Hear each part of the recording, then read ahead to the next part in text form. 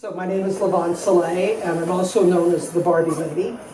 When I was growing up, my mother had married my father, and he was working as a cartoonist for Walt Disney at the time. And by the time I was 4, she and my father divorced. And since he was an artist, from then on, I heard about what she thought of artists. So no artists were any good. They had no backbone. They couldn't support their families. They were good for nothing, meek and mild. So needless to say, I didn't think I would grow up to be an artist because I wanted her approval.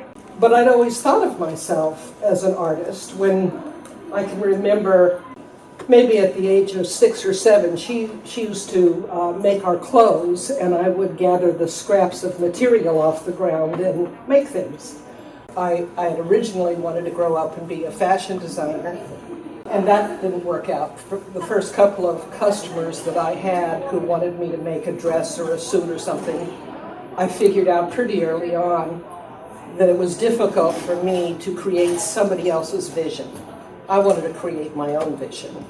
One thing I didn't know when I started doing Barbie, the way I started was I saw a gallery in San Francisco. I was walking down Market Street, and I usually didn't go into art galleries. You know, I was on my way to a doctor's visit or something, and I saw this gallery whose banner said, "The 6th Annual Altered Barbie Show," and looked in the window, and I was just fascinated because artwork that I had done over the years, at some point it always became sort of just, I felt like a factory worker. I was just doing the same thing over and over and over again.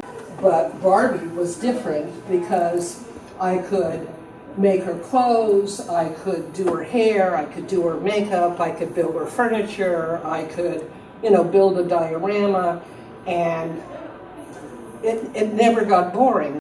I couldn't advertise because I didn't have a lot of money, so I decided to turn my van into an art car. On the luggage rack, I have a row of Barbies on either side, and now it's sort of symbolic of what the sun will do to you if you stay in it too long. They're all blistered and black, and a lot of them are bald because the wind blowing through their hair just takes their hair away. So I was going to replace them at one time, but I decided that the way they are is more symbolic of my work than clean, pure Barbies.